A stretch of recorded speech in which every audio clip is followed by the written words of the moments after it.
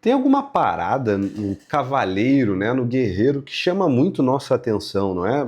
Nós homens, pelo menos eu quando era criança, me chamava muito a atenção, né? Essa coisa, pô, guerreiro com armadura, com uma espada, que vai ter um ideal pelo qual ele vai atrás, uma parada meio até meio super-herói, né? De algum modo, os super-heróis eles têm essa vibe meio de guerreiro, né? De cavaleiro, no final das contas, que vai, luta contra um dragão. Isso chama a nossa atenção, né? Sei lá, isso vai ser até no Shrek, não é assim que ele vai atrás da Fiona? É, né? Ele vai, enfrenta o dragão. Essa coisa de ir atrás da princesa. Querendo ou não, isso já é um tipo de arquétipo que nos informa algo sobre como um homem tem que ser, né? Ou como ser um homem de verdade. Nos informa, né? Afinal, nos atrai por causa que parece que é um princípio de orientação, não é mesmo? Assim, caraca, pô, eu queria ser esse cavaleiro, eu queria ser esse guerreiro, ter essa coragem, ter essa sabedoria, ter essa cultura, ter esse comprometimento. Eu quero trazer esse pensamento, essa reflexão aqui hoje. Como ser homem de verdade, né? O que é, se a gente fosse resumir em uma palavra, o que é ser homem de verdade, o que a gente precisaria procurar e ir atrás, o que seria isso? E eu acho que a gente pode dar um nome que é honra, que vai estar muito nessa coisa do comprometimento, da responsabilidade, do teu sim que é um sim e o teu não que é um não mesmo. Isso aqui acaba sendo evangélico, né?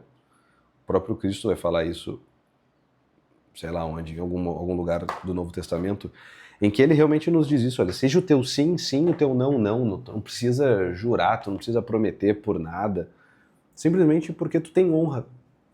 E a honra, ela é uma parada que meio que a gente se viu se perder, sobretudo no Ocidente, talvez lutar pela honra, né? Talvez por uma perversão da virtude da humildade, não sei. Mas quando a gente pega para ler a Ilíada, por exemplo, de Homero, os gregos, né, o mundo pagão sobretudo, a honra era uma coisa, nossa, eu feri a honra, era uma coisa mortal, rapaz, né? Assim, cara, tu feriu a minha honra, tu tá me desonrando, então eu vou te matar. E a gente vê isso muito também na cultura, ainda, né, no mundo pagão, na cultura japonesa, por exemplo, né, no Oriente acaba tendo muito isso. Sei lá, o sujeito, ele acabou fazendo alguma cagada que manchou o nome da família, então o cara faz o harakiri, né, o seppuku, que é o cara tirar, ceifar a própria vida ali, porque é melhor que ele, pelo menos uma atitude honrada, é ele tirar a própria vida porque ele fez uma coisa. Beleza, não cheguemos a tais níveis, né? Mas a honra é uma coisa que saiu do horizonte de consciência do homem ocidental, sobretudo moderno. Isso é um grande problema. Porque a honra, o exercício da honra, o exercício de ser honrado é, de algum modo, eu me comprometi com alguma coisa e ainda que aquilo tenha sido uma má decisão, e isso aqui é muito importante, eu tomei uma decisão, eu vou honrar essa decisão, eu vou honrar esse compromisso. Mas foi um compromisso ruim, então vou desfazer. Então não quero mais, vou espanar, né? Espanei aqui. Não, cara, o homem honrado, se ele falou aquilo, ele vai ter as últimas consequências, ainda que isso lhe custe muito, porque a sua palavra vale muito, né? A gente vê hoje uma galera, né, de bigode e tal, mas não honra o bigode que tá na cara, esse bigode fino, né? Os tratos que se fazia no fio do bigode.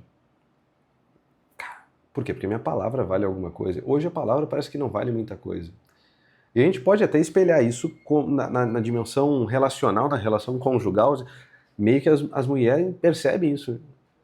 Percebem que, poxa, esse cara aqui, ele não tem muita palavra. Esse cara aqui, quando a coisa apertar, ele não vai ter força para se manter de pé. A gente poderia até aqui falar da virtude da fortaleza, da coragem, etc. Mas eu quero me atentar e focar somente na honra, que vai incluir essas coisas, né? De assim, olha, eu sou forte para poder ser honrado. Eu sou corajoso para poder ser honrado. E ter um nome a zelar. Só que até hoje isso, e perde essa noção de clã, que eu já falei no vídeo anterior, né? Às vezes perde essa, quando a gente pensa a vida da família como um clã, que é tal qual a gente vai ver no mundo pagão, né? Cara, eu preciso honrar esse clã, preciso honrar o meu sobrenome. Só que hoje com essa série de problemas familiares que a gente vê, meio que as famílias dentro delas mesmas estão brigando entre si e já não zela mais, tipo assim, é como se a instituição, aquele clã, aquela família, já não valesse nada. Por isso que eu acho que é importante, né, esse sentimento de honra da família, honrar a família. Isso é uma coisa muito interessante, né? Que é, olha, eu zelo por uma certa unidade, uma cultura, alguma tradição vigente, que é algo que a gente tem um grande problema hoje, né? Porque, de algum modo, a cultura e a tradição, ela tem o dever de nos informar o que a gente tem que fazer da vida, certo? Em geral, a gente vai procurar numa tradição, a gente vai procurar numa cultura. E olha que gozado, hoje nós somos extremamente órfãos de cultura, ainda que seja é uma cultura muito desconstruída, tanto que vai ter o desconstrutivismo, né? E, sobretudo, uma tradição ausente. A gente não tem tradição de nada. As tradições se perderam, virou coisa de velho, virou bobeira, virou coisa de um passado muito antigo, né?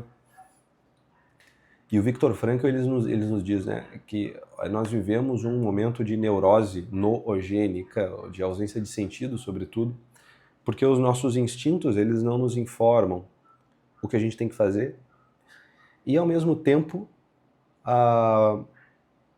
não há uma tradição que nos informa também, né, o que eu tenho que fazer da vida. Eu lembrei agora até de uma página, até meio engraçada essa página, chamada Fúria e Tradição, acho que tem, né? É gozado esses dois nomes, Fúria e Tradição, um homem furioso e tal, já até entendo. Tradição, acho que a gente pode resumir isso aqui em honra. E é muito isso do cavaleiro, de, cara, eu tenho uma missão, eu vou honrar essa. Se a missão é o meu trabalho, eu vou honrar essa missão, né?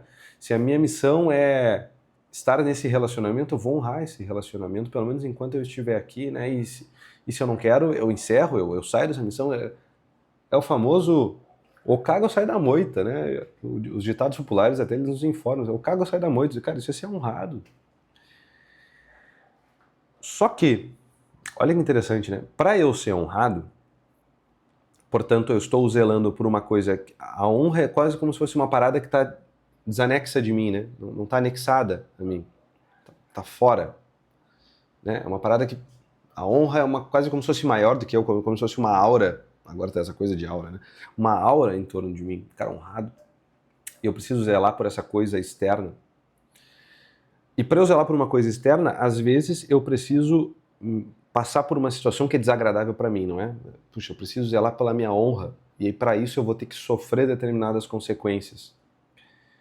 Sei lá, eu falei que eu ia ir em tal horário, 5 horas da manhã, não sei aonde, me comprometi que eu ia, dizer, puta, mas eu dormi tarde e tal, mas eu vou ir, ninguém mandou eu dormir tarde, eu vou ir porque eu estou zelando pela honra, essa coisa fora.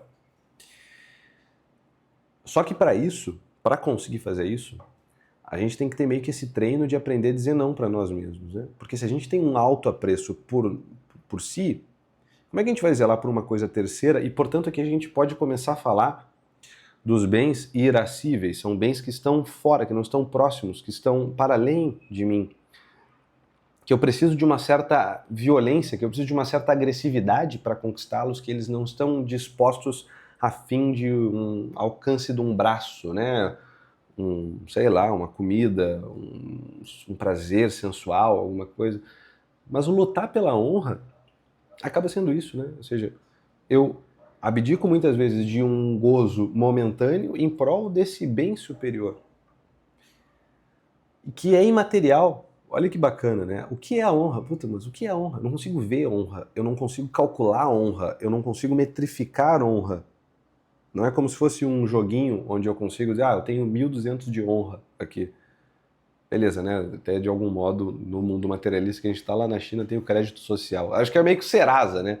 O score do Serasa é tipo meio de honra. Quanto que esse cara é honrado? Uma tentativa de... né? Beleza. Score do Serasa, tem que parar.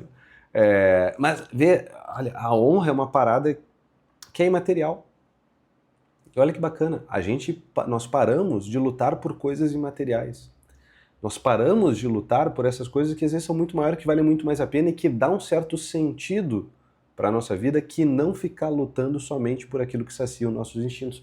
E aqui a gente poderia simplesmente trazer a neurociência para nos ajudar, assim, cara, como se fosse assim, a parte mais animal do meu cérebro, que é a amígdala, ela fica agindo que nem um animal, foge da dor, busca o prazer.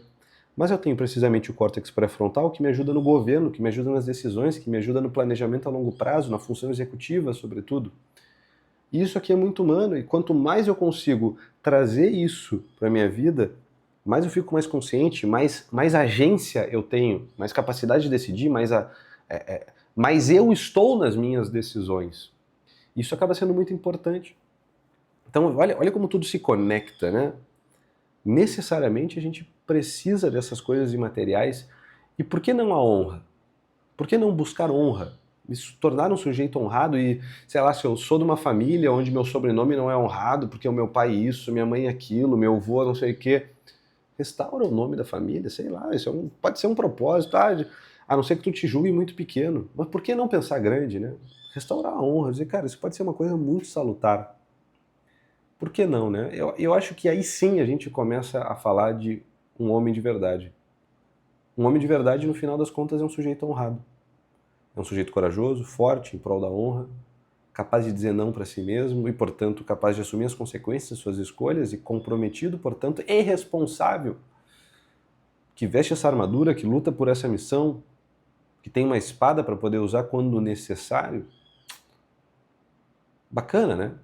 Aliás, é importante, né? O cavaleiro, ele sempre tem essa questão dessa cultura, ele tem coração, né? Ele não é um cara frio. Aliás, eu te convido, se tu está vendo o vídeo até agora, a ver o manual do Homem de Pelúcia. Vai estar aqui no comentário, não vai estar no comentário fixado, vai estar na descrição do vídeo. Que é basicamente um manual para homens que às vezes são desonrados e que precisam manejar essa função afetiva. Afinal, eu sou psicólogo, né? Precisa manejar esse manejo afetivo dentro de si, meio confuso, é meio afetado de vez em quando, é meio que uma cadelinha emocional. É basicamente para tu deixar de ser uma cadelinha emocional, que é onde eu consigo te ajudar com isso. Então dá uma olhada aqui no manual do Homem de Pelúcia. Seja honrado, meu filho, tá? Seja honrado. Se tu gostou desse vídeo, te inscreve no canal, curte esse vídeo, dá uma olhada no manual do Homem de Pelúcia, fique com Deus, não faz nada que eu não faria, até a próxima. Tchau, tchau.